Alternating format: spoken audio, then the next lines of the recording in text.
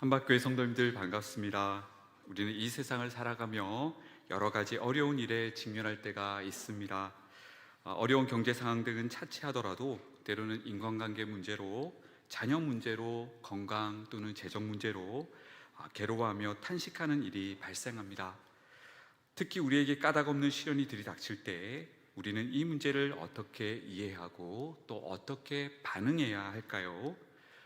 이 고난의 문제를 자세히 다루고 있는 책이 바로 구약의 욥기인데, 오늘부터 진행되는 욥기 말씀을 통해 주님이 주시는 풍성한 위로를 누리게 되시길 소망합니다. 우리 옆에 있는 분들과 이렇게 말씀하실까요? 주님의 위로를 누리시길 바랍니다. 여러분, 고난에는 여러 원인이 있습니다. 먼저 타락 사건이 주는 보편적인 고통이 있습니다. 타락으로 말미암아 우리 인간은 수고하고 땀 흘리며 결국 죽는 존재가 되고 말았습니다. 다음으로 죄로 인한 징계적 고난이 있습니다. 주님께서는 사랑하시는 그의 자녀를 때론 징계하기도 하십니다. 따라서 우리는 죄 가운데 계속해서 거해서는 아니 됩니다. 이 외에도 훈련과 성숙을 위한 고난이 있고요, 무고한 고난이 있으며 하나님 나라를 위해 그리스도인의 일꾼으로서 겪는 자발적 고난도 있습니다. 오늘 우리가 살필 욥기의 말씀은 주로 후반부에 있는 무고한 고난의 문제를 다룬다고 말할 수 있겠습니다. 여러분, 그런데요, 욥기의 의미를 더 깊이 알기 위해서는 욥기가 포함되어 있는 구약 지혜서 전체 관점에서 욥기를 조망할 필요가 있습니다. 여러분, 구약 성경은 크게 두 부분으로 나뉩니다. 우선 모세오경과 역사서와 선지서와 같은 책들은 구속신학적인, 다시 말해 타락한 세상을 하나님께서 구속해 가시는 구속신학적인 내용을 담고 있습니다. 한편 잠언, 아가서, 전도서, 욥기와 같은 구약 지혜서들은 창세기의 그 뿌리를 둔 창조신학적인 내용을 담고 있습니다. 다시 말해 모세오경, 역사서, 선지서와 같은 책들은 하나님께서 타락한 이 세상 가운데 아브라함과 이스라엘을 택하시고 그들과 언약을 맺으시며 율법과 제사제도 등을 주시는 등 타락한 세상을 하나님 나라로 회복해 가시는 내용을 주로 담고 있습니다. 한편 이 구약의 지혜서는요, 창세기 초반부에 그 뿌리를 두고 있으면서 하나님께서 창조 시 의도하셨던 창조의 목적과 창조 질서 원리를 우리에게 가르쳐 줍니다. 여러분, 그럼 창세기와의 연관성 속에서 지혜서는 우리에게 어떤 메시지를 주고 있을까요? 자, 도표를 보시면 먼저 잠언은 하나님이 창조 가운데 의도하신 창조 목적, 창조 질서 원리를 실천적 지혜 관점에서 우리에게 제시합니다.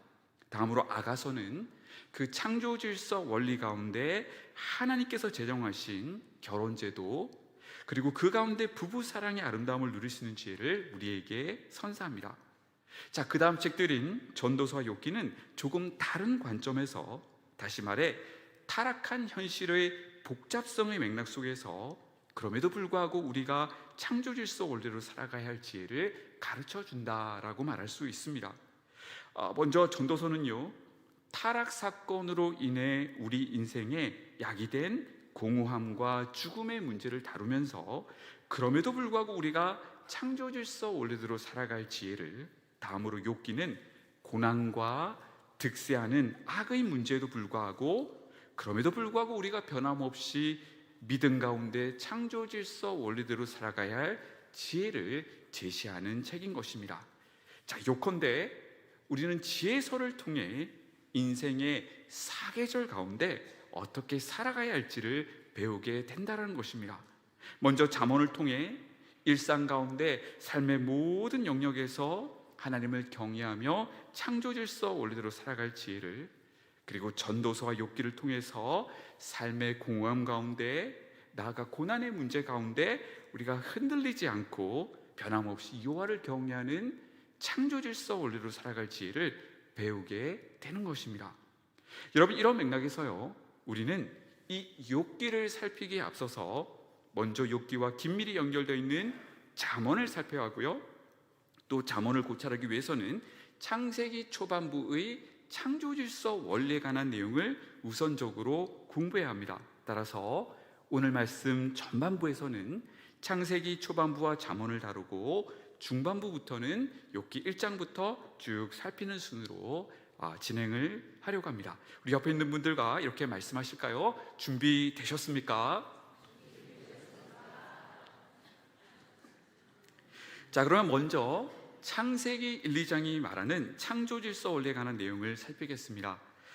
창세기 1, 2장은 여러분들이 이미 잘 알고 계신 하나님이 여세 동안 이 세상을 창조하시고 제7일째에 안식하셨던 이 세상을 무에서 유로 만드신 사건을 기술하고 있습니다. 여러분, 그런데요, 이 창조 7일 과정은 단순히 이 세상을 만드신 사건을 넘어서서 하나님이 이 세상을 하나님 나라로 건립하시고 창조 세계에 창조 질서 원리를 부과하신 사건으로도 볼 수 있습니다.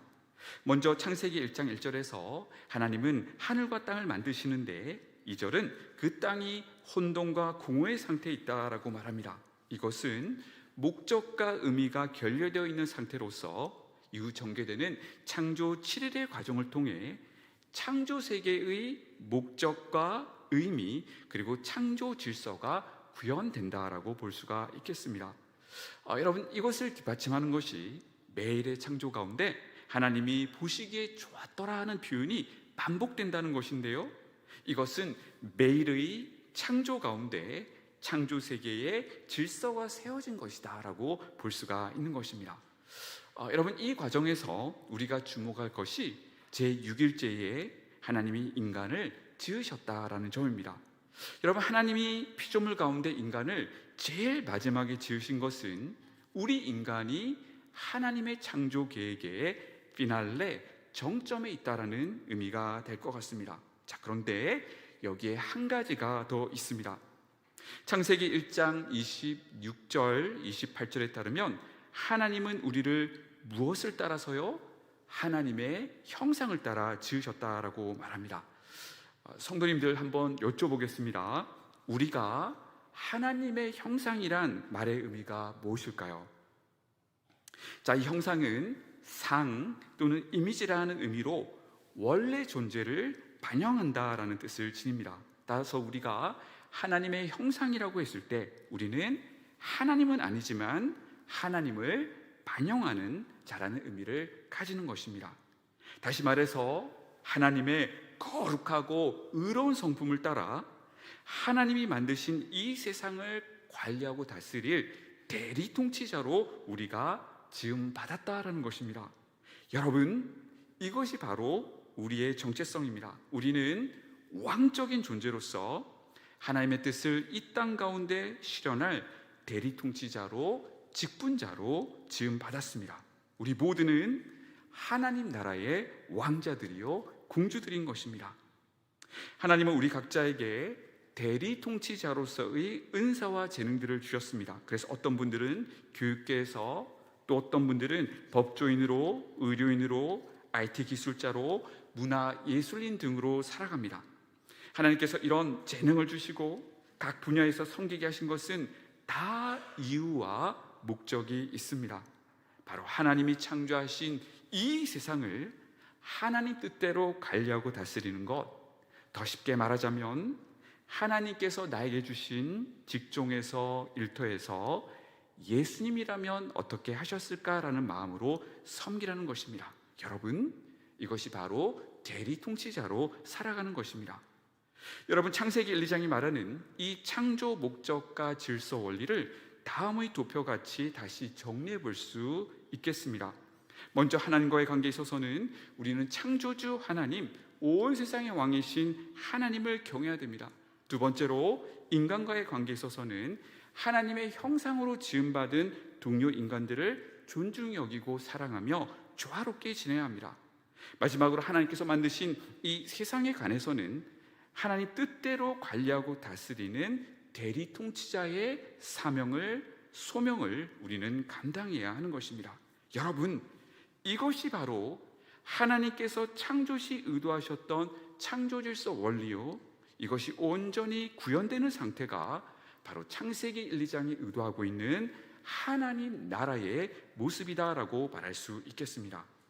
우리 옆에 있는 분들과 또 이렇게 말씀하실까요? 우리는 영광스러운 대리통치자입니다.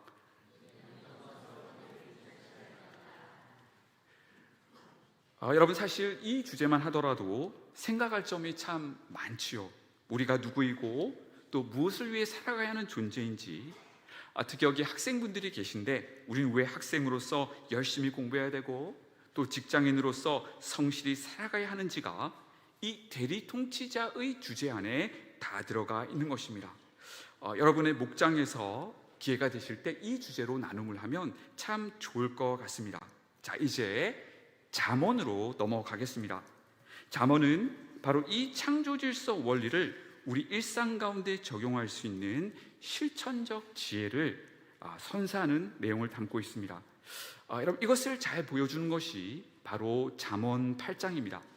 잠언 8장은 잠언의 지혜의 기원이 무엇인지를 세 가지로 설명해 주고 있는데요. 자, 첫 번째로 잠언의 지혜는 하나님이 창조를 시작하시기 전에 세우신 창조의 설계도였고, 두 번째로 창조 시 하나님 곁에 있어 하나님의 창조 도구로 사용되었으며, 세 번째로 잠언의 지혜는 창조 이후에는 인간 세상에 거하며 하나님이 만드신 세상이 하나님의 세우신 질서대로 움직이며 유지될 수 있도록 붙들고 있는 세상의 질서 역할을 한다고 본문은 설명합니다. 자, 한마디로 잠언의 지혜란 우리로 하여금 창조 질서 원리대로 살아가도록 이끄는 가르침이다라고 말할 수 있는 것입니다. 따라서 우리가 잠언의 지혜를 묵상하며 이 지혜의 가르침대로 산다는 것은 하나님께서 만드신 이 창조 세계에서 하나님이 의도하신 바대로 살아가는 것이다라고 말할 수 있는 것입니다. 여러분, 바로 이런 맥락에서 잠언의 주제 구절이 잠언 1장 7절이라고 말할 수 있겠는데요. 우리 본문을 같이 읽겠습니다. 시작. 여호와를 경외하는 것이 지식의 근본이거늘 미련한 자는 지혜와 훈계를 멸시하느니라. 아멘. 자, 여호와를 경외하는 것이 지식의 근본이다라고 말씀하는데요. 여러분, 여기서 지식은 지혜와 동요입니다. 다시 말해 여호와를 경외하는 것이 지식, 지혜의 출발점이요, 기초요, 토대라는 것입니다. 바로 우리가 창세기 1, 2장에서 살펴듯이 결국 창조 질서의 원리대로 살아가는 것의 출발점은 바로 창조주 하나님을 알고 그분을 경외하는 곳에서부터 시작된다라고 본문은 말하고 있는 것입니다. 여러분, 잠언의 구조를 보시면요, 서원부, 본론부, 결혼부로 구성되어 있는데요. 자, 이 전체 뼈대를 감싸고 있는 구절들이 바로 여호와 경외의 구절들입니다. 방금 우리가 살폈던 1장 7절을 비롯하여 9장 10절, 31장 30절이 그러한데요. 자, 이것이 말하는 바는 잠언의 수많은 지혜의 가르침들의 출발점, 즉 토대가 바로 여호와 경외로부터 시작된다는 것입니다. 여러분, 그렇다면 여호와 경외란 도대체 무엇을 의미하는 것일까요? 트럼 롱맨이라는 아주 저명한 구약학자가 여호와 경외를 다음과 같이 정의했는데요. 특히 여기 계신 우리 중고대청 지체들 한번 손 들어 보실까요? 예, 중고대청 지체들, 네, 감사합니다. 여러분들이 이 내용을 한번 읽어주시면 좋겠는데, 여러분 영어로 읽으실까요? 한글로 읽으실까요? 네, 봐주겠습니다. 우리 한글로 읽어보겠습니다. 우리 중고대청 지체들 큰 소리로 읽겠습니다. 시작.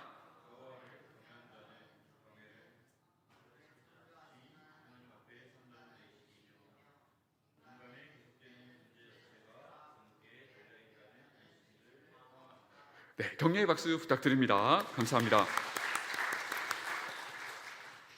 한마디로 여호와를 경외한다는 것은 우리 고신이 말하는 코람데오 신앙처럼 하나님 앞에서 하나님 중심적인 삶을 살아가는 것을 의미한다라고 말할 수 있겠습니다. 여러분, 성경 전체에서요, 여호와 경외라는 표현이 최초로 등장하는 곳이 바로 창세기 22장입니다. 어느 날 하나님께서 아브라함에게 노년에 얻은 독자 이삭을 모리아산에 제물로 바치라고 명하시지요. 여러분 만약 하나님께서 여러분들에게 이런 요구를 하셨다면 여러분 어떻게 반응하셨겠습니까? 하나님 뭐라고요? 저는 정말 이해가 되지 않습니다 라며 반문하고 싶었을 것입니다. 그러나 아브라함은 도저히 이해되지 않는 바로 그 상황 속에서도 하나님을 온전히 신뢰하며 믿음으로 아들 이삭을 하나님께 바치려고 했습니다. 바로 이때 하나님은 아브라함에게 내가 이제야 내가 나를 경외하는 줄을 아노라 라고 말씀하셨던 것입니다. 여러분, 따라서 이 문맥에서 하나님을 경외한다는 것은 하나님을 우리의 삶의 우선순위에 두고 그분을 믿고 신뢰하며 순종한다라는 의미가 들어가 있습니다. 우리 옆에 있는 분들과 이렇게 말씀하실까요? 여호와를 경외하는 것이 지혜의 근본입니다.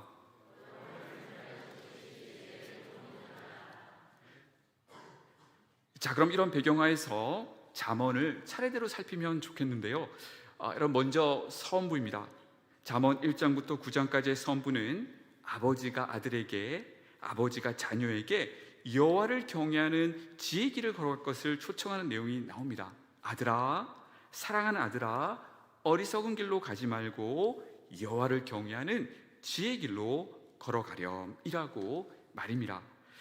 다음으로 잠언의 결혼부인 31장에서는 잠언의 지혜 가르침을 따라 산 그 결과를 보여주고 있는데요, 잠시 뒤에 우리가 이 부분을 자세히 살피겠습니다. 마지막으로 중간인 10장부터 전개되는 긴 본론부는 우리가 일상 가운데 어떻게 이 지혜의 가르침을 따라 살 것인지에 대한 개별적인 가르침들이 제시되고 있습니다.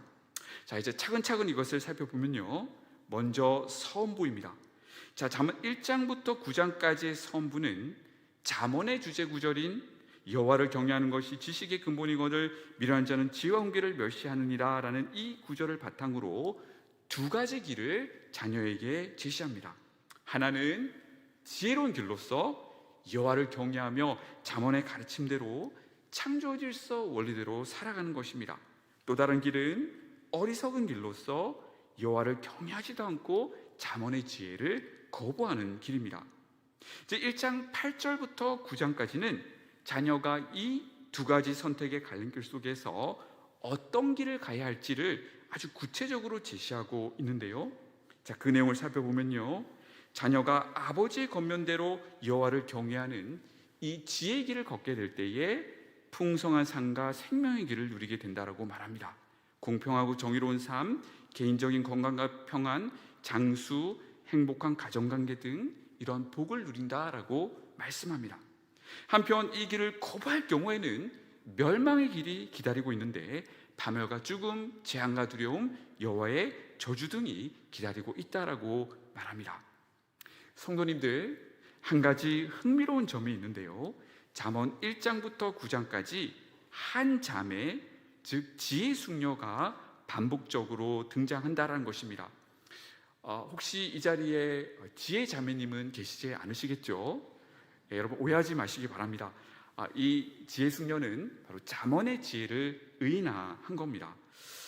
다시 말해 이 잠언의 지혜가 지금 지혜 숙녀로 상징되어 나타난다는 것이죠.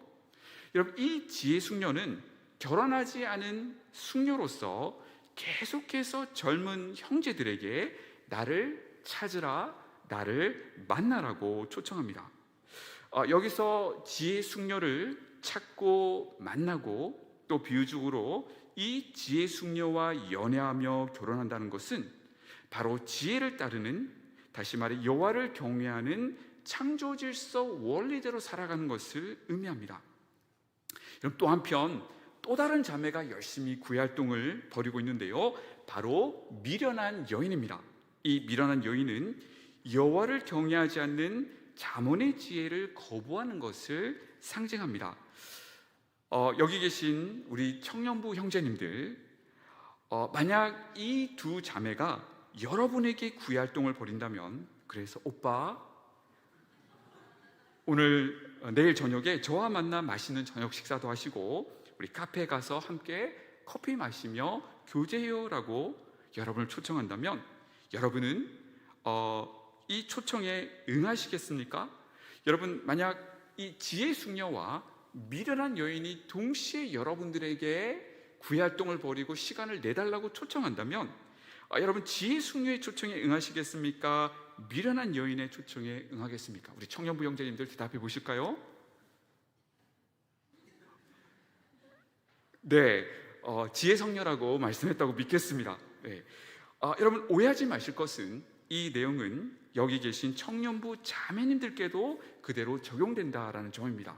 자매님들, 여러분은 지혜 형제와 미련한 형제 중 누구를 택하시겠습니까? 네, 큰 박수 부탁드리겠습니다. 여러분 이처럼 이 지혜와 교제하고 결혼하신다면 그 결과가 어떻게 될지를 보여주는 것이 잠언의 결혼부인 31장의 말씀입니다. 바로 현숙한 여인 본문인데요. 여러분 이 현숙한 여인 본문의 해석을 놓고 학자들 간 이견이 있습니다. 어떤 학자들은 본문이 이상적인 여성상을 그리고 있다고 말하기도 하는데 저는 1장부터 9장에 등장했던 그 지혜 숙녀가 이제 지혜 유부녀로, 즉 현숙한 여인으로 등장했다고 보는 견해가 더 설득력이 있어 보입니다. 즉 여기 계신 우리 형제님들께서 이 지혜 숙녀와 교제하고 결혼하셨는데 이제 그 지혜 숙녀가 비유적으로 여러분의 아내가 되어 지혜 유부녀, 즉 현숙한 여인이 되었다라는 것입니다. 이번에는요 우리 여성도님들께 제가 여쭙고자 합니다. 우리 여성도님들께서 잠언의 현숙한 여인 본문을 읽어보셨을 텐데요, 여러분 현숙한 여인 본문을 읽으실 때 은혜가 되십니까? 아니면 시험에 드시는 것 같으십니까? 여러분 그렇지요. 이 현숙한 여인은 도대체 잠도 잘 자지 않는 것 같습니다.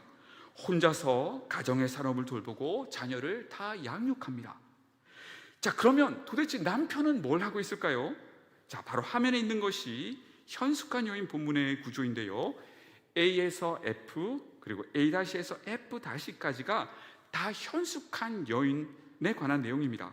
그런데 가장 중심부인 31장 23절, 제가 파란색으로 표시한 이 부분에만 남편에 대한 내용이 기술되어 있는데 우리 자매님들만 이 본문을 같이 읽어보실까요? 좀 글자가 작지만 같이 읽어보시겠습니다. 시작.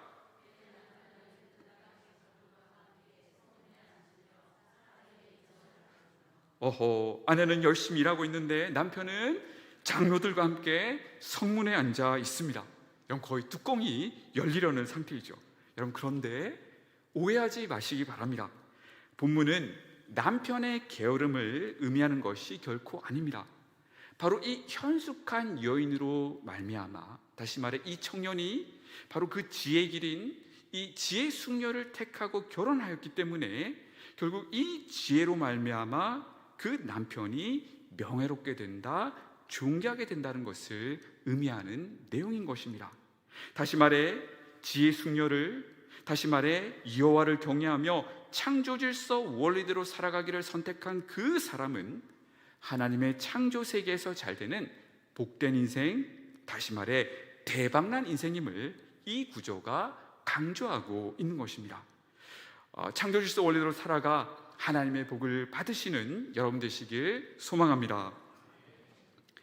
자, 이처럼 서원부와 결혼부에서 우리가 잠언의 지혜대로 여호와를 경외하는 창조 질서 원리대로 살아갈 그 당위성을 발견하게 되었다면, 이제 중간에 있는 이 잠언의 본론부는 우리 일상 가운데 적용할 수 있는 여러 가지 구체적인 개별 잠언들, 개별 지혜들을 우리에게 선사합니다. 하나님과의 관계, 이웃과의 관계, 세상과의 관계에 있어서 우리가 어떻게 사는 것이 지혜롭게 사는가를 제시하고 있는데요, 예를 들어 하나님과의 관계에 있어서는 너는 마음을 다하여 여호와를 신뢰하고 내 명철을 의지하지 말라는 등의 권면을, 또 이웃에 대해서는 내 손이 베풀 힘이 있거든 마땅히 베풀기를 아끼지 말라는 등의 권면을, 그리고 언어 생활에 대해서는 예를 들어 온순한 혀는 곧 생명의 나무라는 등의 가르침을 우리에게 제시하고 있습니다. 여러분, 이 모든 잠언의 가르침들을 다음과 같이 정리할 수 있을 것 같습니다. 결국 우리가 창세기 1, 2장에서 살펴보았던 바로 그 창조 질서 원리에 관한 그 도표로 이 모든 내용이 요약된다라는 것입니다. 하나님과의 관계, 사람과의 관계, 마지막으로 대리통치자로서 우리가 세상과의 관계에서 어떻게 살아가야 할지를 잠언은 실천적 지혜 관점에서 우리의 일상의 언어로 우리에게 이 지혜 가르침을 제시하고 있는 것입니다. 자, 여러분, 그런데요, 이 잠언에는 이런 내용만 있는 것이 아닙니다. 여러분, 이 잠언을 구성하는 큰 두 개의 축이 있는데, 하나가 지금까지 우리가 살펴보았던 여호와를 경외하며 창조 질서 원리대로 살아가는 이 지혜의 가르침입니다. 자, 이것이 잠언의 큰 한 축을 이루는데요, 자, 또 다른 큰 축이 하나 있으니 바로 봉원리에 관한 가르침입니다. 봉원리란 하나님께서 행한 대로 갚아 주신다는 것입니다. 콩 심은 데 콩나고 팥 심은 데 팥난다라는 그 속담처럼 말이죠. 자, 예를 들어 잠언 3장 33절이 봉원리 관련 구절인데요, 우리 본문을 같이 읽어보실까요? 시작. 악인의 집에는 여호와의 저주가 있거니와 의인의 집에는 복이 있느니라. 아멘. 잠언에는 이런 봉원리 구절들이 아주 많이 있습니다. 화면에 나와 있는 또 여러 구절들을 우리 한 절씩 교독해 보실까요? 제가 먼저 시작하겠습니다. 대저 정직한 자는 땅에 거하며 악한 자의 집은 망하겠고 정직한 자의 장막은 흥하리라. 악인은 재앙으로 말미암아 엎드러지느니라. 아멘. 참고로 아래 박스에 있는 이 작은 글씨로 된 구절들이 다 봉원리 관련 구절들입니다. 여러분, 시간 되시면 한번 찾아보시고요. 자, 그러면 이 봉원리의 역할은 무엇일까요? 결국 하나님은 여호와를 경외하며 창조 질서 원리대로 살아가는 자들에게 복을 주시고, 그렇지 않은 자는 징계하시고 심판하신다라는 것이 바로 봉원리입니다. 다시 말해 하나님의 공의가 마침내 봉원리를 따라 응하게 된다라는 것입니다.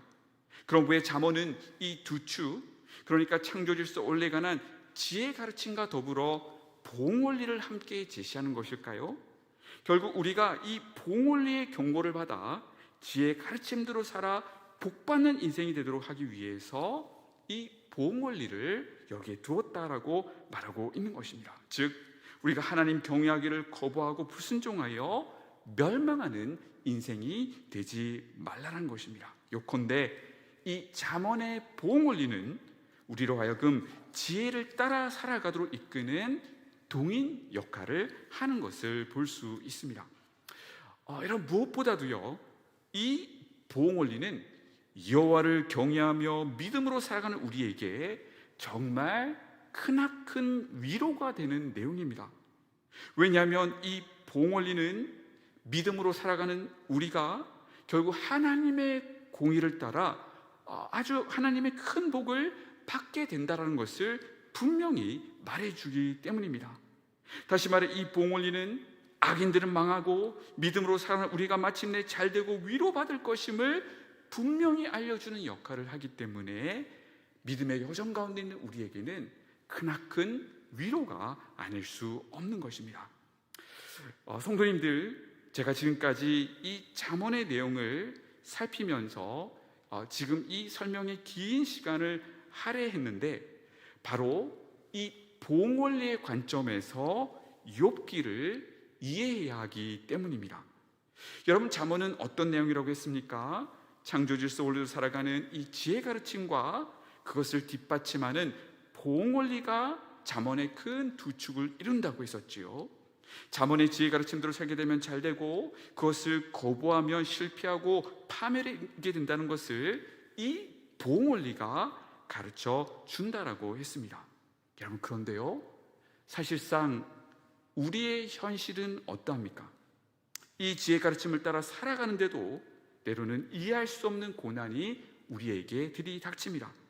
분명히 봉원리에 따르면 믿음으로 살아가는 우리가 잘되고 형통해야 할 것 같은데 그렇지 않은 일들이 종종 일어난다는 것입니다. 여러분, 그럼 이런 현실적 괴리를 어떻게 설명해야 할까요? 분명히 이 잠언의 가르침은 진리인데 보응 원리로는 당장에 설명이 되지 않는 우리의 고난의 문제, 그리고 주변에서 악이 득세하는 문제를 어떻게 이해해야 하냐는 것입니다. 바로 이 문제를 깊이 있게 다뤄주는 책이 욥기입니다. 여러분, 잠언이 말하는 이 보응 원리는 진리입니다. 분명 하나님께서는 잠언의 보응 원리대로 마침내 악인들을 심판하시고 믿음으로 살아가는 우리에게 복을 주실 것입니다. 아멘. 자, 문제는 잠언의 보응 원리를 왜곡해서 이해하는 경우입니다.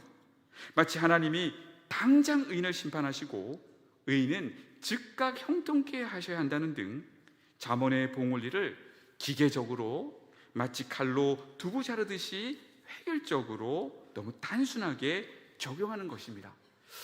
예를 들면 모 성도님께서 아프시거나 교통사고를 당하셨다면 여러분, 하나님께서 그 성도님을 치신 것일까요? 그럴 수도 있겠지만 그렇지 않을 수도 있습니다. 예를 들어 다니엘의 세 친구 사드락, 메삭, 아벳느고가 신상에 절하지 않아 풀무불에 던져졌는데 이것이 하나님이 그들을 징계하셨기 때문입니까? 여러분, 결코 그렇지 않지요. 이처럼 잠언의 보응 원리는 참이고 그 말씀 그대로 하나님의 공의가 마침내 실현될 것이지만 이것을 기계적으로 획일적으로 잘못 적용하는 것을 막기 위해서 바로 욥기가 우리에게 주어졌다라고 말할 수 있겠습니다.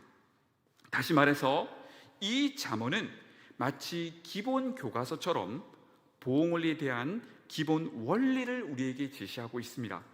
한편 이 욥기는 중급, 고급 가정으로서 삶의 복잡성의 맥락 속에서 이 보응 원리에 대한 우리의 이해를 더욱 성숙하게 이끌어주는 책이다라고 말할 수 있는 것입니다. 자, 여러분, 제가 오늘 내일 여러분들께 말씀드릴 그 핵심을 한마디로 정리해 드리겠습니다. 자, 한마디로 정리하자면 잠언의 보응 원리가 마침내 응하게 될 것이지만 하나님께서 그것을 실현하시는 시점과 방식은 우리가 알 수가 없고, 따라서 신실한 성도도 때로는 역경과 시련을 겪을 수 있으며, 그럼에도 하나님의 이 통치와 인도하심을 변함없이 신뢰하며 우리가 창조 질서 원리대로 살아야 함을 가르쳐주는 책이 바로 욥기다라고 말할 수 있는 것입니다. 우리 옆에 있는 분들과 이렇게 말씀해 보실까요? 하나님의 공의는 마침내 이루어집니다. 여러분, 잘 따라오고 계십니까? 여러분, 바로 이런 목적하에서 욥기를 열면 1장 1절에서 욥을 하나님을 경외하는 자라고 소개하고 있는 것입니다. 바로 창조 질서 원리대로 살아가는 한 믿음의 거장을 서부부터 소개하고 있는 것이죠. 특히 욥기 31장을 보시면 욥은 자신이 하나님 앞에서 말씀대로 신실하게 살기 위해 얼마나 노력했는지를 14가지 목록을 통해 나열하고 있습니다. 예를 들어 그는 탐욕스러운 눈으로 이성을 바라보지 않기 위해 눈과 언약을 맺었고, 또 위선적이거나 거짓되지 않았으며 오히려 가난한 자, 고아와 가부와 나그네 등을 사랑으로 돌보는 사랑의 실천을 해왔다라고 고백합니다. 여러분, 우리 생각에는 이처럼 여호와를 경외하며 창조 질서 원리대로 살아가기 위해 몸부림치는 욥이야말로 보응 원리를 따라 늘 복을 받고 늘 형통한 삶을 살아야 할 것 같은데, 아니나 다를까 그런 욥에게 상상할 수 없는 재앙이, 고난이 들이닥쳤던 것입니다. 욥기는 이처럼 창조 질서 원리로 살아가려는 믿음의 거장 욥에게도 역경과 어려움이 들이닥쳤음을 보여줌으로써 이 보응 원리에 대한 우리의 이해를 더 성숙하게 이끌어주는 것을 목표로 하는 책인 것입니다. 바로 이 배경하에서 하루는 사탄이 하나님 앞에 나옵니다. 이때 하나님은 사탄 앞에서 욥의 신앙을 칭찬하시죠. 욥기 1장 8절에서 하나님은 내 종 욥을 주의하여 보았느냐, 그와 같이 온전하고 정직하여 하나님을 경외하며 악에서 떠난 자는 세상에 없느니라 라고 사탄에게 말씀하십니다. 여러분, 그런데요, 사탄이 어떻게 반응합니까? 하나님, 욥이 까닭없이 하나님을 경외하는 것이 아닙니다라고 하나님께 반문하며 도전합니다. 다시 말해 욥의 신앙은 기복주의적 신앙이며 하나님께 복을 받고 보호받기 위해 그렇게 할 뿐이다라고 하나님께 지금 사탄이 반문하며 도전하고 있는 것입니다. 하나님은 그런 사탄의 도전에 응하십니다. 그래서 사탄이 천상에서 지상으로 내려가 욥에게 많은 재앙을 가하게 되는데요. 여러분 참고로 욥기 1장 2절 3절에 따르면 욥에게는 10자녀, 양 7,000마리, 낙타 3,000마리, 소가 500결이, 암나귀가 500마리가 있었는데 사탄의 무참한 공격 속에서 욥이 가졌던 모든 가축들과 자녀가 한꺼번에 사라지는 일이 일어납니다. 전 재산을 잃어버린 것은 둘째치고 10자녀가 한꺼번에 참사당한 이 상상할 수 없는 재앙과 슬픔 앞에서 여러분, 욥은 어떻게 반응했을까요? 욥기 1장 21절 22절이 이를 잘 보여주는데 우리 본문을 같이 읽겠습니다. 시작. 내가 모태에서 알몸으로 나옵사온즉 또한 알몸이 그리로 돌아가올지라 주시니도 여호와시요 거두시니도 여호와시오니 여호와 이름이 찬송을 받으실지니라 하고 이 모든 일에 욥이 범죄하지 아니하고 하나님을 향하여 원망하지 아니하니라. 아멘. 여러분 놀랍지 않습니까? 사탄의 주장과 달리 욥은 이해할 수 없는 고난 속에서도 하나님께 불평 원망하지 않았습니다. 오히려 하나님께 감사하며 예배자의 자리로 나아갔다라는 것입니다. 정말 놀라운 하나님께서 인정하시는 그 신앙의 모습이죠. 이처럼 욥은 사탄이 야기한 이 불같은 시험을 믿음으로 잘 통과했습니다. 여러분 그럼에도 불구하고 우리 모두는 다음의 질문을 던지지 않을 수가 없습니다. 왜 신실한 욥에게 이런 상상할 수 없는 재앙이 임했는지 말입니다. 여러분 이것을 고찰하기 위해 우리는 욥기의 구조를 함께 살펴볼 필요가 있을 것 같습니다. 욥기의 구조는 이와 같이 교차대국법 구조로 되어 있는데요. 먼저 A에서 욥이 고난을 받았다면 A-에서 욥이 회복되어 번영하는 내용이, B에서 욥이 고난 속에서 자신의 생일을 저주했다면 B-에서 욥이 회복되어 새 친구를 위해 중보하는 내용이 나옵니다. 그리고 본론부라고 할 수 있는 C와 C-는 세 번의 대화와 세 번의 발언이 있는데요. 자, 먼저 C에서 욥과 새 친구가 세 번의 대화를 나눴다면 C-에서 욥, 엘리후, 하나님께서 각각 발언하시는 내용이, 자 그리고 가장 마지막으로 그 중심부인 이 D-은 욥기의 중심부여 신학적 센터로서 하나님께서 고난과 악의 문제를 포함하여 이 세상을 다스리시는 그 하나님의 통치의 지혜는 인간이 알 수 없지만 그럼에도 불구하고 우리가 변함없이 하나님의 통치를 신뢰하며 창조 질서 원리대로 살아가야 한다라는 욥기의 핵심 메시지를 이 28장이 담고 있는데 우리 이 부분을 우리가 내일 자세히 살펴보도록 하겠습니다. 어쨌든 여러분 이 구조에서 우리가 눈여겨봐야 할 것이 본론부를 두 개의 계시 사건이 감싸고 있다는 점인데요. 먼저 욥기 4장에서 욥의 세 친구 중 맏형인 엘리바스가 받았던 계시가, 그리고 본론부 다시 말해 C- 제일 마지막 부분에서 하나님께서 욥에게 나타나셔서 전하셨던 그 계시의 내용이 이 본론부 전체 C와 C-D를 감싸면서 우리가 욥기를 어떻게 읽어야 할지에 대한 해석적 열쇠의 역할을 한다라고 말할 수 있겠습니다. 자, 그럼 이런 관점에서 우리가 욥기를 처음부터 살펴보면요, 우리가 앞서 살핀 것처럼 사탄이 욥에게 엄청난 재앙을 가했음에도 불구하고 욥은 믿음으로 그 불같은 시험을 잘 이겨냈습니다.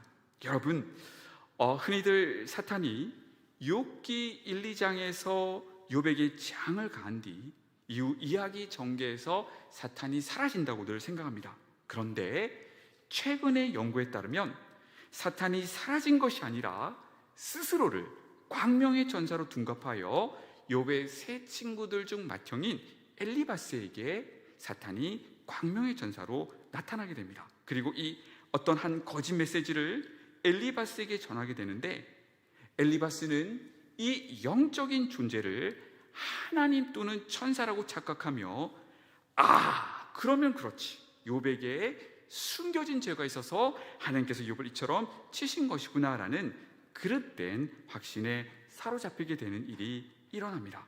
자, 문제는 이 엘리바스뿐만 아니라 다른 친구들과 이후에 등장하는 엘리후마저도 엘리바스가 받았던 그 환상의 메시지를 하나님의 메시지로 맹신하고 거기에 기초해 욥을 정죄하며 회개를 촉구하는 발언을 펼쳤다라는 것입니다.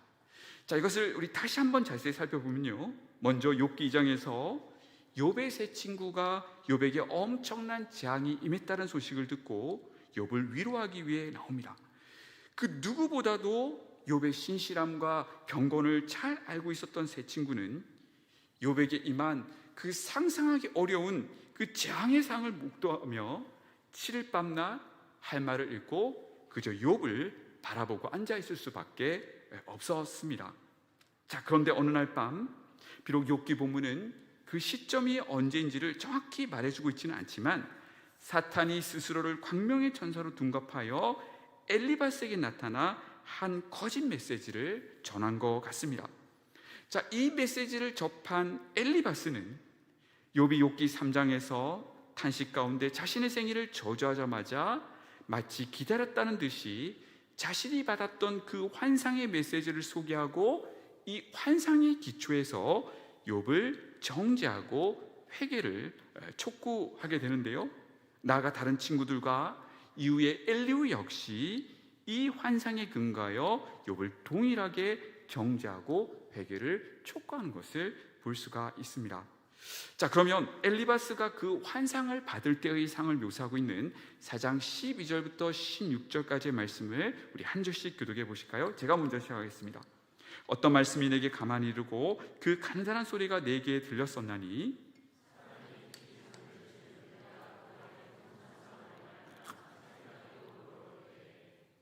두려움과 떨림이 내게 이르러서 모든 뼈마디가 흔들렸느니라.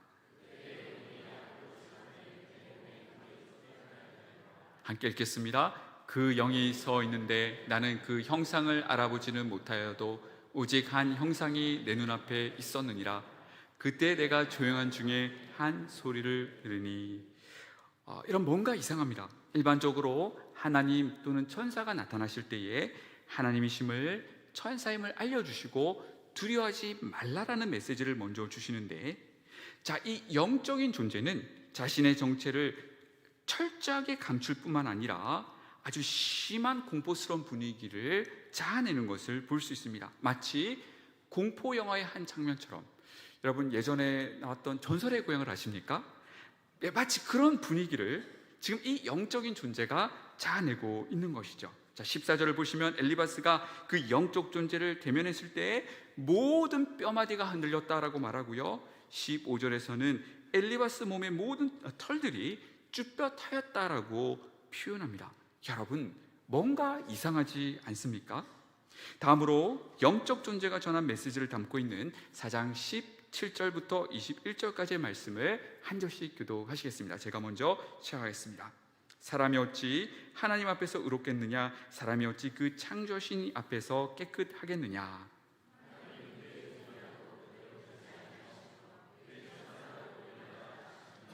하물며 흙집에 살며 티끌로 터를 삼고 하루살이 앞에서라도 무너질 자이겠느냐?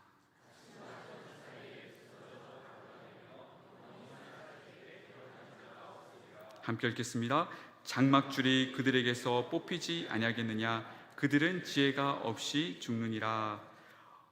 우선 17절은 모든 인간이 범죄했다라는 전적 타락 교리처럼 읽혀집니다. 문제는 18절 이하부터는 그 피조세계에는 그 어떤 선한 것도 없다는 아주 어두운 비관론 허무주의로 흐른다라는 것입니다.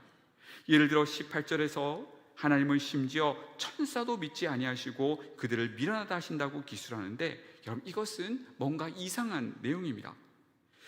엘리바스가 받았던 이 환상의 어두운 정죄 메시지는 여러 문제를 내포하고 있는데요, 자, 먼저 욥기 1, 2장에서 하나님께서 욥을 신뢰하시고 칭찬하셨던 그 내용과 정면으로 배치됩니다.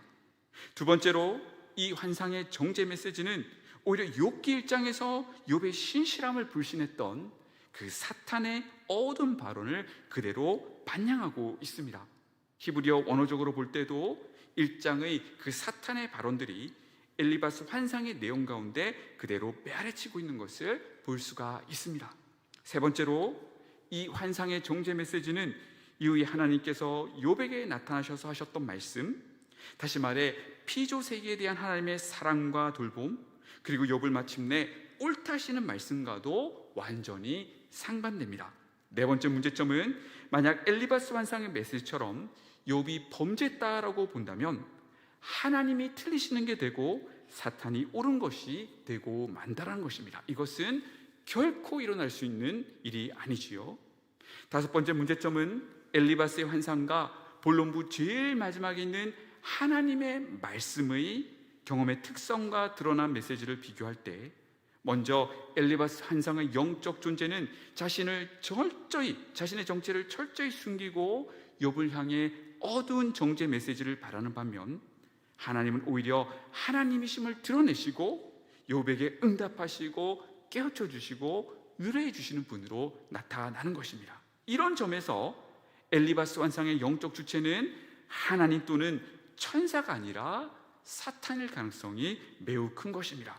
자, 문제는 엘리바스뿐만 아니라 다른 친구들 그리고 이후에 등장하는 이 엘리후마저도 이 영적 존재를 하나님 또는 천사로 맹신했다라는 점입니다. 그리고 이렇게 생각했다는 것이죠. 그러면 그렇지, 욥에게 숨겨진 죄가 있어서 하나님께서 욥을 치신 것이구나 라고 말입니다. 여러분, 엘리바스가 받았던 이 환상의 메시지가 이 욥기 전개에 아주 지대한 영향을 미치게 되는데요, 욥기의 흐름을 보시면 세 친구와 욥의 세 번의 대화 그리고 엘리후 발언들이 뒤따르게 되는데, 대화의 발언의 시작과 끝 그리고 각 마디마디마다 이 엘리바스 환상의 내용을 소개하고 재인용하고 있는 것을 보게 된다는 것입니다. 여러분, 이 구조가 우리에게 무엇을 말해주는 것일까요? 세 친구들과 엘리후가 욥을 정죄했던 결정적인 근거가 바로 이 환상의 메시지였다는 것입니다. 즉, 그들은 이 환상의 정죄 메시지를 전면에 내세우면서 욥아, 하나님께서 너를 이처럼 죄인으로 정죄하지 않으셨어. 따라서 너는 죄인이고 하나님께서 너를 치셨으며 너는 당장 회개해야 된다. 바로 그런 주장을 펼칠 수 있는 결정적 근거가 바로 이 환상의 메시지였던 것입니다. 자, 그럼 이런 배경 속에서 이제 욥기의 서원부와 결혼부를 살펴보겠습니다. 성도님들, 서원부와 결혼부가 우리에게 주는 메시지가 무엇일까요? 욥이 무고하게 고난을 당했고 욥이 신실했으며 결국 욥이 까닭없이 고난받았음을 우리에게 잘 보여주고 있습니다. 여러분, 먼저 서원부는요, 욥에게 고난이 찾아온 이유가 그에게 숨겨진 죄가 있었기 때문이 아니라 오히려 그의 신실함 때문에 고난이 임했다라고 말합니다. 욥은 재산과 자녀를 잃는 이 불같은 시험 속에서도 범죄하지 않고 끝까지 믿음으로 그 시험을 통과해 냈던 것입니다. 다음으로 결혼부는 우리에게 어떤 메시지를 던져줍니까? 하나님께서는 욥이 옳았다라고 말씀하십니다. 욥기 42장 7절, 여호와께서 욥에게 이 말씀을 하신 후에 여호와께서 대만 사람 엘리바스에게 이르시되, 같이 읽으실까요? 시작. 내가 너와 내 두 친구에게 노하노니 이는 너희가 나를 가리켜 말한 것이 내 종 욥의 말같이 옳지 못함이니라 라고 말씀하십니다. 지금 하나님은 세 친구가 틀렸다며 욥의 손을 들어주고 계신 것입니다. 여러분, 이제 드디어 본론부에 이르게 되었습니다. 여러분, 욥기 3장부터 42장 6절까지의 본론부는 도대체 무엇을 말하고 있는 것일까요? 우리 욥기를 읽어오셨던 성도님들은 아마도 서원부, 결혼부는 그대로 잘 이해가 됐는데, 이 본론부는 도대체 무엇을 이야기하는지, 누구의 주장이 옳은지 정말 이해하기가 어렵다 하는 느낌을 받으셨을 것 같습니다.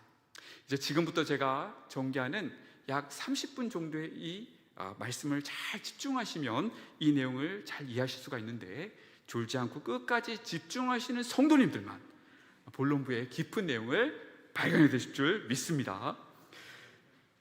자, 이 본론부에서 욥과 세 친구 그리고 엘리후가 아주 치열한 난상 토론을 벌이는데요, 그 난상 토론의 핵심 주제는 하나님께서 이 창조 세계를 어떻게 통치하시느냐입니다. 여러분, 욥과 세 친구가 바라봤던 하나님의 통치 원리는 바로 보응 원리였습니다. 하나님은 공의로운 분으로서 보응 원리대로 악인을 심판하시고 의인들을 신원하여 주시고 복 주신다라고 보았던 것이지요. 여러분, 얼핏 보면 맞는 말입니다. 물론 하나님은 악인을 심판하시고 의인들을 복 주시는 분이십니다만, 세 친구는 보응 원리를 너무 단순하게 기계적으로 획일적으로 이해해서 적용하고 있습니다. 특히 세 친구의 입장에서는 엘리바스 환상의 정죄 메시지 덕분에 욥의 고난을 철저히 보응 원리의 관점에서 접근하게 되었습니다. 다시 말해 욥에게 고난이 임한 것은 욥의 숨겨진 죄에 대한 하나님의 응당한 보응, 응당한 징계였다는 것이죠. 여러분, 한편 욥은 어떤 주장을 펼쳤을까요? 욥 또한 보응 원리의 관점에서 하나님의 통치를 이해했었습니다. 보응 원리처럼 하나님이 공의롭게 이 세상을 다스린다라고 믿어왔다는 것입니다. 문제는 자신의 자녀와 재산을 다 잃은 이 상황이 그 보응 원리로는 도저히 설명이 되지 않았다라는 것입니다. 그는 보응 원리로 도저히 설명되지 않는 이 자신의 억울한 고난의 상황을 직면하면서 이 이해되지 않는 상황을, 이 신학적 딜레마를 기도 가운데 하나님께 아뢰는 길을 걸어갑니다. 기도 가운데 그는 하나님, 과연 공의로 이 세상을 다스리신 것이 맞습니까? 보응 원리처럼 하나님의 공의가 실현되는 것이 맞습니까? 라고 그는 기도 가운데 하나님께 여쭙는 길을 걸어갔던 것입니다. 여러분, 이런 맥락에서 우리는 구약의 지혜서인 잠언과 욥기가 강조하려는 점이 서로 다른 것을 보게 되는 것이죠. 이미 말씀드렸지만 잠언은 마치 기본 교과서처럼 보응 원리에 관한 일반적인 원리를 우리에게 제시한다면, 이것은 진리고 하나님은 잠언의 보응 원리대로 마침내 악인을 심판하시고 의인들을 신원해 주실 것을 이 일반적인 원리로서 그대로 믿으면 되는 것입니다. 한편 욥기와 전도서와 같은 책들은 이 보응 원리에 대한 우리의 이해를 더욱 성숙하게 이끌어줍니다. 마치 세 친구처럼 우리가 잠언의 보응 원리를 오해해서 마치 당장에 하나님의 심판이 또는 복이 임해야 한다고 기계적으로 획일적으로 적용하는 그런 실수를 막아주고 있는 책들이 바로 특히 이 욥기와 같은 책인 것입니다. 여러분, 제가 한 예를 들어볼까요? 제가 고등학생 때 맹장 수술을 했습니다. 당시에는 지금과 같은 복강경 수술 방식이 흔하지 않았기 때문에 저는 말 그대로 개복 수술을 했습니다. 수술을 마치고 침상에서 끙끙 앓고 있을 때 어떤 목사님이 저를 찾아오셨습니다. 여러분, 참고로 저는 지금도 그 목사님을 마음 깊이 존경하고 사랑합니다. 여러분, 그 목사님이 저에게 뭐라고 말씀하셨는 줄 아십니까? 성진 형제, 회개하십시오 라고 했습니다. 물론 저는, 고등학생이었던 저는 회개했습니다. 혹시 잘못한 것이 없었나 스스로를 돌아보는 시간을 가졌습니다. 그러나 여러분, 우리가 모든 사항을 이렇게 접근해도 되는 것일까요? 어떤 성도님이 몸이 아프시거나 교통사고가 났다면, 독감에 걸리셨다면, 아니 무슨 죄를 지었기에 하나님께서 그렇게 치셨나? 라며 함부로 단정 지을 수 있는 문제일까요? 그럴 수가 없죠, 여러분. 여러분, 이런 차원에서 이 욥기라는 책은 보응 원리에 대해 어떤 가르침을 우리에게 선사하는 것일까요? 그 핵심을 말씀드리면, 비록 하나님은 보응 원리의 말씀처럼 악인을 심판하시고 의인에게 복을 주시지만 그 시점과 방식은 우리가 알 수 없는 하나님의 주권적 영역이라는 것을 이 욥기가 우리에게 알려주는 것입니다. 결국 하나님께서 공의롭게 개입하시고 다스리시는 이 모든 것은 하나님의 주권적인 영역으로서 하나님은 완전함으로 이 모든 것을 이끌어가고 계시며 마침내 하나님의 때에 그것을 이루신다라는 것입니다. 이런 의미에서 욥기는 우리가 비록 이해가 되지 않는다 할지라도 하나님의 통치와 인도하심을 늘 신뢰하며 변함없이 여호와를 경외하며 창조 질서 원리로 살 것을 가르치고 있는 것입니다. 이것이 바로 욥기의 메시지입니다. 성도님, 사실 우리가요 성경 전체를 들여다보면 하나님의 보응과 심판이 당장에 즉각 임하는 경우도 있지만 때로는 더디게 임하는 경우도 있습니다. 어떤 경우에는 마지막 심판날에 하나님의 공의가 응할 수도 있는 것이죠. 한 예가 요한계시록 6장 9절부터 10절까지의 본문입니다. 자, 이 계시록 6장 본문에서요 순교자들은 주님께 주님 언제 우리의 억울함을 갚아주시겠습니까? 라고 묻는데요, 이처럼 순교자들의 경우에는 그들의 죽음 이후에 하나님의 공의로운 심판이 그들을 해한 악인들에게 임하게 됨을 보여주고 있는 것입니다.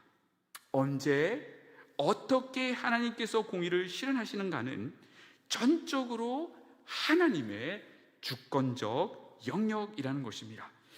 옆에 있는 성도님들과 또 이렇게 말씀하실까요? 하나님의 때를 기다리십시다.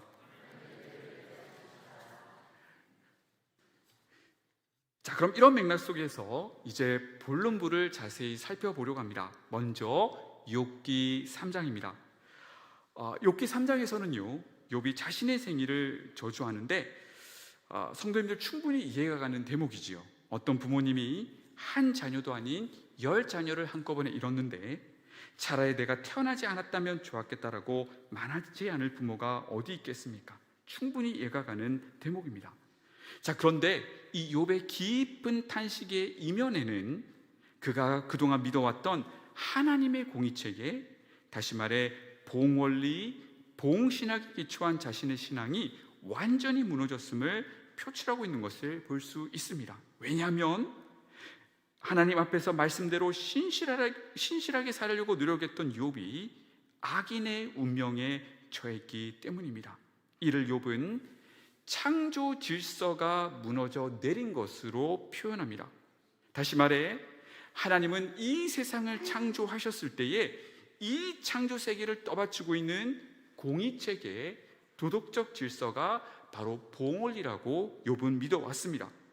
그러나 그에게 이해할 수 없는 역경, 즉 하나님의 공의가 당장 응하지 않는 것 같은 현실을 마주하면서 이 세상이 마치 혼돈 속에 있는 것으로, 다시 말해 하나님의 창조를 역창조의 이미지로 바꿔 표현합니다.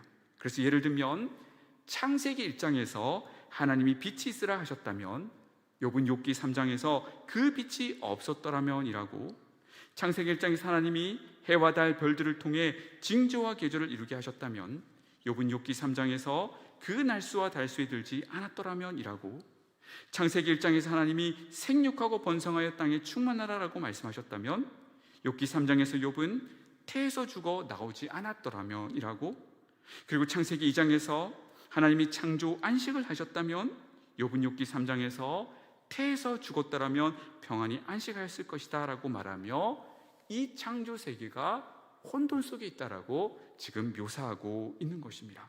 자, 이런 맥락 속에서 욥기 4장부터는 욥과 세 친구가 세 번의 대화를 주고받는 일이 일어납니다. 한 친구가 말하고 욥이 응대하고 또 다른 친구가 말하고 욥이 응대하는 이 대화 사이클이 총 3번에 걸쳐 진행되는데요, 여러분, 세 친구는 어떤 주장을 펼쳤을까요?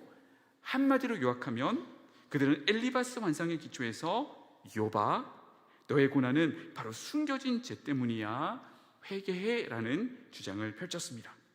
한편 욥은 어떠한 반응을 보였을까요? 친구들아, 나도 하나님이 공의로 다스리시고 보응 원리가 그것을 반영한다라고 믿고 있지만 지금 내가 당한 이 상황은 그것으로 설명되지 않는 무고한 고난이야 라는 답변을 계속해서 반복합니다. 여러분, 그런데 생각해 보실까요? 계속해서 친구들의 겉면 욥이 나는 옳다, 나는 무지하다라고 했을 때에 새 친구들의 마음이 기뻤겠습니까? 화가 났겠습니까? 화가 났겠지요.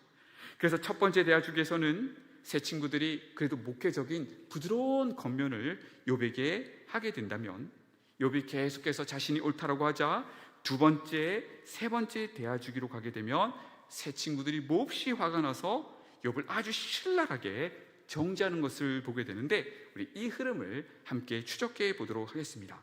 먼저 새 친구의 첫 번째 겉면 내용으로 욥을 아주 부드럽게 겉면하는 다음 본문을 우리 한 절씩 교독해 보시겠습니다. 제가 먼저 시작하겠습니다. 볼지어다 하나님께 징계받는 자에게는 복이 있나니 그런즉 너는 전능자의 징계를 업신여기지 말지니라.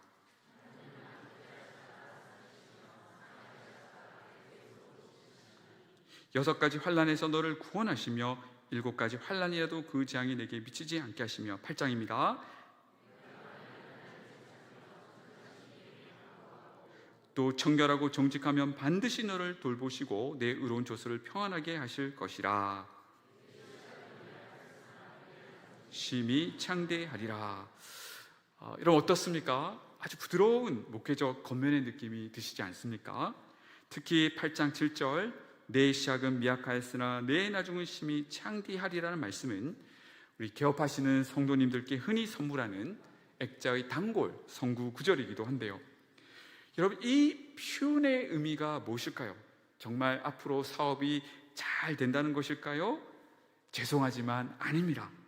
여러분 이 구절의 의미는 욥이 회개한다면 하나님께서 회복하신다라는 것입니다. 한마디로 회개하라 천국이 가까워왔느니라 라는 의미라는 것입니다. 여러분 사실 이 회개하라는 겉면은 우리가 성경에서 자주 발견하는 아주 중요한 가르침이죠. 틀린 교훈이 아닙니다. 문제는 지금 이 회개하라는 내용이 욥에게는 해당되지 않는다라는 점에서 이 겉면은 잘못된 겉면인 것입니다. 다시 말해서 지금 우리가 보고 있는 이 세 친구들의 이 봉헌리적 가르침은 잠언에 옮겨 놓아도 크게 이상하지 않는 그런 내용들이라는 것이죠. 그러나 이것을 욥에게 적용할 수 없다라는 차원에서 틀린 그런 겉면이다라고 말할 수 있는 것입니다. 자, 이제 두 번째 대화주기인데요. 이제부터 세 친구의 발언이 더 격해지는 것을 볼 수 있습니다. 예를 들어 엘리바스는 참으로 내가 하나님 경외한 일을 그만두었구나라고 말하며 신랄하게 욥을 공격합니다. 자, 다음으로 아래에 있는 우리 소발의 발언을 한 절씩 교독해 보실까요? 제가 먼저 시작하겠습니다. 그는 비록 악을 달게 여겨 혀 밑에 감추며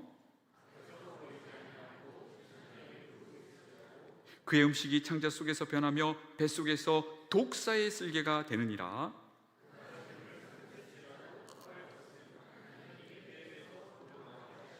함께 읽겠습니다. 그는 독사의 독을 빨며 뱀의 혀에 죽을 것이라. 앞서 엘리바스는요 인칭화법으로 욥을 직접 지칭했지만 아래 있는 소발은 본문에서 3인칭 화법으로 간접적으로 욥을 지칭하고 있습니다. 여러분 그런데요 2인칭이든 3인칭이든 이 발언은 여전히 욥을 겨냥한 발언입니다. 욥에게는 2인칭이든 3인칭이든 지금 자신의 가슴에 비수를 꼽는 그런 발언으로 들렸을 것입니다. 자, 이제 세 번째 대화주기인데요. 여기서는 거의 막장 드라마에 가까울 정도로 신랄한 욥을 향한 공격이 이어지는 것을 볼 수 있습니다. 우선 엘리바스는 욥기 22장에서 욥이 짓지도 않은 죄의 제목들을 나열합니다. 예를 들어 22장 9절을 보시면 너는 과부를 빈손으로 돌려보내며 고아의 발을 꺾었다라고 욥을 정죄합니다. 여러분 그런데요 욥은 이런 죄를 짓지 않았습니다. 특히 욥기 31장에서 욥은 자신이 이런 죄를 짓지 않았다라고 분명히 말하는 것을 볼 수가 있습니다. 자, 그럼 왜 엘리바스는 이런 죄의 목록을 가져와 근거 없이 욥을 정죄하고 있는 것일까요? 그가 엘리바스의 환상을 너무나 맹신한 나머지 욥이 이런 죄들을 지었을 것이다라고 추측하고 있는 것입니다. 여러분, 나아가 그 아래 있는 빌닷을 보실까요? 특히 25장 6절에서 욥을 향해 구더기 같은 사람, 벌레 같은 인생이라고 부르며 그를 신랄하게 비난합니다. 자, 지금까지 전개되었던 세 친구의 세 번의 대화 내용을 정리해보면 그들은 사탄의 메시지를 하나님의 메시지라고 착각하며 보응원리의 관점에서 욥의 고난을 접근합니다. 결국 그들은 사탄의 메시지처럼 욥에 대한 어두운 정죄의 발언을 쏟아냈던 것이지요. 한편 세 친구의 이 맹공격 속에서 욥은 어떻게 반응했을까요? 8가지로 살펴보면 좋겠는데요. 자, 그럼 먼저 첫 번째로 욥은 엘리바스 환상에 대한 놀라움을 욥기 7장에서 표출합니다. 이 본문을 우리 같이 읽어보실까요? 시작. 혹시 내가 말하기를 내 잠자리가 나를 위로하고 내 침상이 내 수심을 풀리라 할 때에 주께서 꿈으로 나를 놀라게 하시고 환상으로 나를 두렵게 하시나이다. 욥은 자신에게 재앙이 임했을 때 하나님께서 자신을 위로해 주실 것을 기대했다라고 말합니다. 그런데 위로는커녕 오히려 엘리바스의 환상을 통해 자신을 정죄하셨다며 큰 놀라움을 표출합니다. 두 번째로 욥은 자신의 무죄를 주장합니다. 우리 두 본문을 함께 읽으실까요? 시작. 나는 온전하다마는 내가 나를 돌아보지 아니하고 내 생명을 천히 여기는구나. 나는 결코 너희를 옳다하지 아니하겠고 내가 죽기 전에는 나의 온전함을 버리지 아니할 것이라. 욥은 이처럼 자신의 억울함을 이렇게 토로했습니다. 세 번째로 욥은 많은 발언 가운데 하나님께 탄식하며 기도로 나아가는 것을 볼 수 있습니다. 한마디로 욥은 계속해서 하나님 앞에 울며 하나님께 기도하며 매달렸다라는 것입니다. 여러분, 욥의 발언 가운데 아주 어두운 탄식의 내용을 담고 있는 것이 바로 이 화면에 있는 욥기 16장부터 17장까지인데요. 이 본문이 다음과 같은 교차 대구법 구조로 되어 있는데 욥은 A, B, C 그리고 A-B-C-C에서 하나님께 탄식을 쏟아내고 있지만 가장 중심부인 D에서 하나님께 믿음의 고백을, 신뢰의 고백을 올려드리고 있는 것을 우리는 볼 수가 있습니다. 여러분, 이것이 바로 우리가 시편에서 흔히 발견하는 시편의 탄식시, 전형적인 탄식시 구조라고 말할 수 있겠습니다. 지금 욥은 시편의 수많은 기자들처럼 이해할 수 없는 고난 속에서 하나님 앞에서 울며 탄식하며 간절한 기도를 지금 하나님께 올려드리고 있는 것입니다. 자, 네 번째로 욥은 하나님의 법정에 서서 자신의 억울함을 호소하고 싶다라고 말합니다. 다섯 번째로 그는 자신의 억울함을 신원해 주시기를 바라는 믿음의 고백을 올려드리는데요. 우리 16장 본문을 함께 읽겠습니다. 시작. 지금 나의 증인이 하늘에 계시고 나의 중보자가 높은 데에 계시니라. 내 눈은 하나님을 향하여 눈물을 흘리니 사랑과 하나님 사이와 인자와 그 이웃 사이에 중재하시기를 원하노니. 자, 여섯 번째로 욥은 중보자, 한 대속자를 기다립니다. 제가 욥의 심정으로 이 본문을 읽어드리겠습니다. 나의 친구야, 너희는 나를 불쌍히 여겨다오. 나를 불쌍히 여겨다오. 하나님의 손이 나를 치셨구나. 너희가 어찌하여 하나님처럼 나를 밝게 하느냐? 내 살로도 부족하냐? 내가 알기에는 나의 대속자가 살아계시니 마침내 그가 땅 위에 서실 것이라. 내 가죽이 벗김을 당한 뒤에도 내가 육체 밖에서 하나님을 보리라. 내가 그를 보리니 내 눈으로 그를 보기를 낯선 사람처럼 하지 않을 것이라. 지금 욥은 하나님과 자신 사이에 한 대속자가 있어서 그 대속자로 말미암아 자신이 죽음 이후에 하나님을 떳떳하게 보게 될 것이라는 믿음의 고백을 올려드리고 있습니다. 여러분, 우리는 잘 알고 있습니다. 바로 이 대속자가 예수 그리스도이심을 말입니다. 욥은 알게 모르게 이 중보자 대속자를 간절히 기다리고 있었습니다. 자, 이제 중요한 것은 바로 7번째 내용입니다. 여기서 욥은 보응 원리에 대해 아주 본격적인 의문을 제기합니다. 여러분, 욥의 앞선 발언들에서는요, 욥이 자신의 문제에 집중해서 왜 자신에게 이 억울한 고난이 임했는지에 대한 문제를 이야기해 왔습니다. 자, 그런데 이제 욥의 발언 후반부인 21장, 24장에 이르게 되면 욥은 자기 자신의 문제를 넘어서서 주변에서 일어나고 있는 억울한 고난과 악의 문제를 목도하기 시작했다는 것입니다. 우리 본문을 한 절씩 교독해 보실까요? 제가 먼저 시작하겠습니다. 어찌하여 악인이 생존하고 장수하며 세력이 강하냐?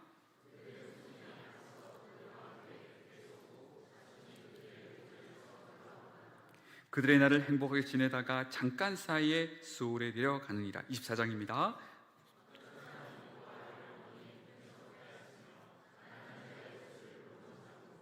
그들이 옷이 없어 벌거벗고 다니며 곡식 이삭을 나르나 굶주리고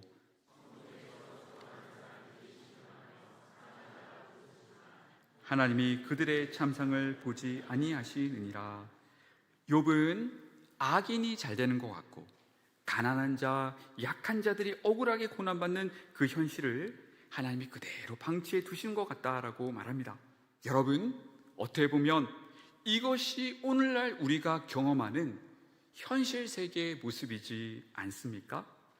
욥은 지금 자신의 고난의 문제를 넘어서서 현실 가운데 일어나는 억울한 상황을 그대로 직시하면서 과연 하나님께서 이 세상을 공의로 다스리시는 것이 맞는가라는 질문을 던지고 있는 것입니다. 우리는 욥의 이 탄식 기도를 읽으며 욥과 함께 공감하고 이 부분에 대해 우리는 함께 질문을 던지며 하나님의 답변 듣기를 함께 기다리게 되는 것입니다. 이제 마지막으로 드디어 욥은 그의 바로 마지막 부분에서 엘리바스 환상의 원천을 의심합니다. 그 내용이 먼저 욥기 26장 4절에 등장하는데요, 세 친구, 특히 빌닷이 마지막까지 엘리바스 환상을 전면에 내세워 욥을 정죄하자 욥이 26장 4절에서 이렇게 반문합니다. 내가 누구의 도움을 받아 말하느냐? 누구의 숨결이 내게서 나오는 것이냐? 여러분, 여기서 숨결로 번역된 히브리어 네샤마는요, 영적인 존재를 의미합니다. 다시 말해, 친구야, 누구의 영이 내게서 나오는 것이냐라고 욥이 말하고 있는 것인데요, 지금 욥은 세 친구가 근거를 두고 있는 이 엘리바스 환상의 영적 주체가 하나님일 수 없음을 주장하고 있는 것입니다. 계속해서 욥은 27장에서 이렇게 말하는데요, 우리 한 절씩 교독하시겠습니다. 제가 먼저 시작하겠습니다. 나의 정당함을 물리치신 하나님, 나의 영혼을 괴롭게 하신 전능자의 사심을 두고 맹세하노니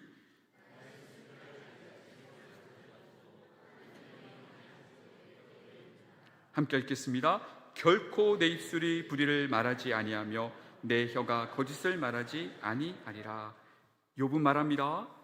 엘리바스 환상의 그 영적 주체는 결코 하나님일 수가 없고 지금 억울하게 고난을 당하고 있다고 솔직하게 말하고 있는 자신과 함께 하나님의 영이 거하고 있다라고 말입니다. 여러분, 욥은 지금 엘리바스 환상의 영적 존재가 하나님일 수 없음을 단언하고 있을 뿐만 아니라 또 아주 중요한 고백을 동시에 하고 있는 것을 보게 되는데요, 비록 하나님이 자신의 기도에 침묵하고 계시지만 그럼에도 불구하고 지금 하나님께서 자기 자신과 함께 하신다고 고백을 하고 있는 것입니다. 여러분, 바로 이것이 고난 가운데 있는 성도들의 경험입니다. 하나님은 고난 가운데 있던 욥과 함께 하셨고 또 우리와도 늘 함께 하시는 분이십니다. 아멘. 이제 욥의 발언을 정리해 보겠습니다. 그는 자신의 생애를 저주하는 가장 극심한 탄식에 머물지 않고 탄식과 신뢰가 교차하는 가운데 중보자를 찾고 나가 자신의 문제를 넘어서 주변의 고난과 악의 문제를 솔직하게 직시하는 가운데 나아가 엘리바스 환상의 출처를 의심하는 가운데 마침내 하나님이 자신을 만나 주셔서 이 모든 이해되지 않는 상황과 문제를 해결해 주시기를 기도로 간구하며 나아가는 믿음의 순례의 길을 걸어갔었습니다. 세 친구와 욥의 발언을 다시 정리해 보겠습니다. 우선 세 친구는 보응원리의 잣대로 욥의 고난의 문제, 나아가 성도의 까닭없는 문제를 설명하려고 했습니다. 결국 그들은 거짓된 결론에 이르게 됐습니다. 한편 욥은 보응원리와 하나님의 공의로운 통치를 믿고 있었지만 이 보응원리로는 당장에 설명되지 않는 자신과 주변의 고난과 악의 문제를 솔직하게 대면했습니다. 무엇보다 그는 계속해서 기도로 하나님께 나아갔습니다. 이 이해되지 않는 사항을 오직 하나님 안에서 하나님만 붙들며 해결하려고 했던 것입니다. 마치 다윗이 사울을 피해서 약 10여 년의 세월을 목숨 걸며 도망 다녔던 것처럼, 그리고 그 가운데 하나님께 탄식의 기도를 계속해서 올려드렸던 것처럼 욥 또한 이해되지 않는 상황 속에서 시편의 기자들처럼 하나님 앞에서 울며 탄식하며 간구함으로 나아갔던 것입니다. 여러분, 저희 신학대학원에는요 시편의 대가이신 김성수 교수님이 계십니다. 김성 교수님은요 시편의 전체 신학을 다음의 두 표로 일목요연하게 정리해주고 계신데요, 먼저 하나님입니다.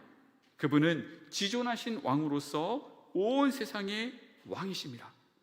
하나님 앞에는 두 부류의 사람이 있습니다. 믿음으로 살아가는 의인과 하나님과 그분의 통치를 거부하는 악인들로 말입니다. 여러분, 그럼 누가 의인들입니까? 왕이신 하나님의 뜻대로, 하나님 말씀대로, 창조 질서 원리대로 살아가려는 자들입니다. 반면 악인들은 하나님의 통치와 그분의 말씀을 거부하는 자들입니다. 특히 의인들, 그러니까 욥을 포함한 의인들은 자신들에게 고난이 들이닥칠 때, 특히 이 하나님의 통치를 따르지 않는 악인들이 자신에게 해를 가려고 할 때 직접 대응하지 않고 오직 의로운 재판관이신 하나님께 기도하고 하나님만 바라보는 자들이라는 것입니다. 다시 말해 멱살 잡고 싸우는 것이 아니라 원수를 사랑하고 박해하는 자를 위해 기도하라는 말씀을 붙들고 그 억울한 마음을, 그 아픔을 오직 의로우신 하늘 재판관이신 하나님께 기도로 올려드리고 하나님께 맡기는 자들이 시편이 그리고 있는 의인들이라는 것입니다. 그래서 시편의 많은 탄식시들은 이처럼 하늘 재판장이신 하나님께서 마침내 하나님의 때의 공의를 이루시고 악인들을 심판하시며 의인들을 구원해 주실 것을 바라보며 탄식의 기도를 하나님께 올려드리고 있는 것입니다.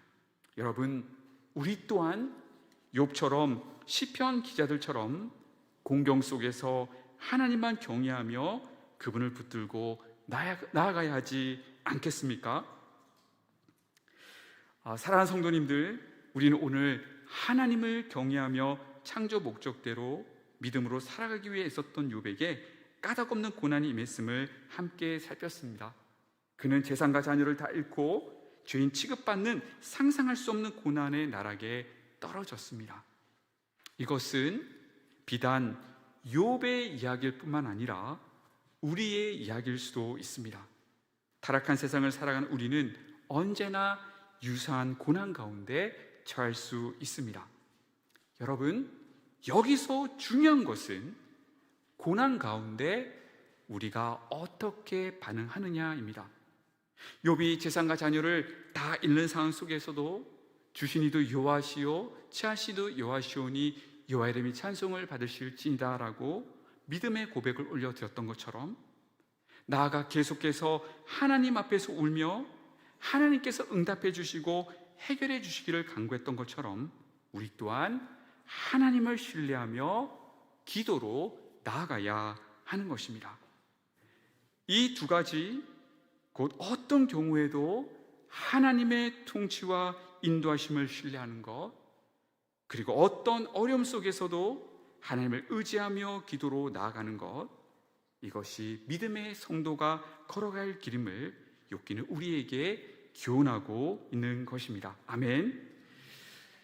여러분, 찬송가 413장 내 평생 가는 길이라는 곡을 잘 아시지요?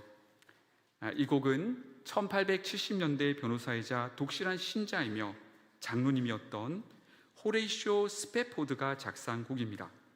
스페포드는 그의 아내 안나와 4명의 어린 딸과 함께 시카고에서 평안히 살고 있었습니다. 그러던 어느 해에 시카고에서 대화재가 발생하여 도시 전체가 폐허로 변했는데 스페포드 역시 이 화재로 많은 재산을 잃고 말았습니다. 그런데 그것이 다가 아니었습니다. 약 2년 뒤 스페포드는 아내의 건강을 위해 가족과 함께 유럽에 장기 치료할 계획을 세웠습니다. 드디어 가족이 함께 배에 탑승해야 할 순간에 스페포드는 급한 업무로 인해 가족과 함께 탑승할 수가 없었습니다. 결국 아내 안나와 4딸만이 대서양을 건너는 여객성 빌드 아브로호에 먼저 승선하게 되었습니다. 그런데 그 배는 얼마 지나지 않아 대서양에서 큰 사고를 당하게 되는데요. 항해 도중 영국 선박과 충돌하여 빌드 아브로호는 불과 12분 만에 대서양에 침몰하고 말았습니다.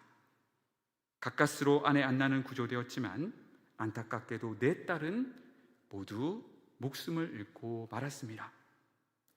가족의 생사를 알 수 없어 발만 동동 구르고 있던 그때에 생존한 아내로부터 짤막한 전문 한 통을 받게 되었습니다. 저 혼자만 살아남았어요. 어떻게 해야 하죠? 아내의 전보를 받은 후 스페포드는 아내를 만나기 위해 즉시 대서양을 건너는 배에 올랐습니다. 배가 바다를 항해하던 도중 그가 타고 있던 배의 선장은 스페포드를 불러 지금 배가 그의 4딸의 시신이 바다 아래 묻혀있는 지점을 지나고 있다고 알려주었습니다. 여러분, 이때 스페포드의 마음이 얼마나 무겁고 심통했겠습니까? 그런데 그 배가 그 해역을 지나고 있을 때에 그의 마음속에 한 편의 시가 떠올랐습니다. 비록 큰 슬픔 가운데 있었지만 오직 주님을 바라보며 그 상황을 믿음으로 이겨낼 힘이 생겨났습니다. 그는 하나님의 주권적인 계획을 신뢰하며 찬송가 내 평생 가는 길의 가사를 써 내려갔습니다.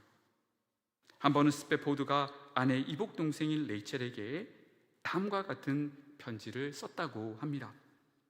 지난 목요일 우리는 대양 한가운데 수심이 약 3마일에 이르는 그곳 배가 가라앉았던 바로 그 지점을 지나갔습니다. 그러나 나는 그곳에 있는 우리의 사랑하는 아이들을 생각하지 않습니다. 그 아이들은 안전합니다. 사랑스러운 어린 양들처럼 하나님 품에 그들은 안겨 있습니다. 형언할 수 없는 큰 슬픔 가운데서도 그는 하나님을 온전히 의지하며 하나님에 대한 신뢰의 고백을 이 찬양 가운데 한자 한자 써 내려갔던 것입니다. 여러분, 이 찬양을 우리 함께 불러보실까요? 우리 1절만 함께 찬양하시겠습니다.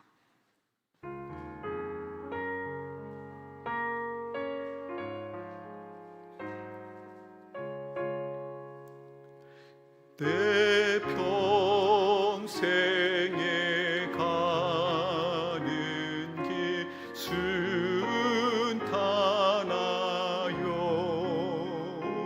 늘 잔잔한 강 같든지 큰 풍파로 무섭고 어렵든지 나의 영혼은 늘 편하다. 내 영혼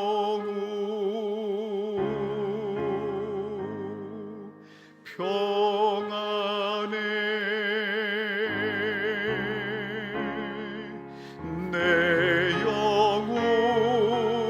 내 영혼 평안해.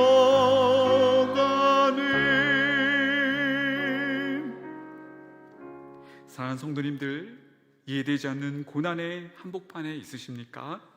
그때가 바로 기도할 때입니다.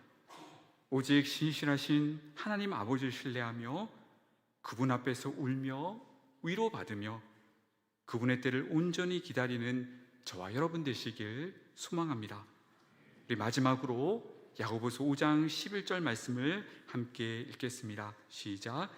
보라, 인내하는 자를 우리가 복되다 하나니 너희가 욥의 인내를 들었고 주께서 주신 결말을 보았거니와 주는 가장 자비하시고 긍휼히 여기시는 이시니라. 아멘.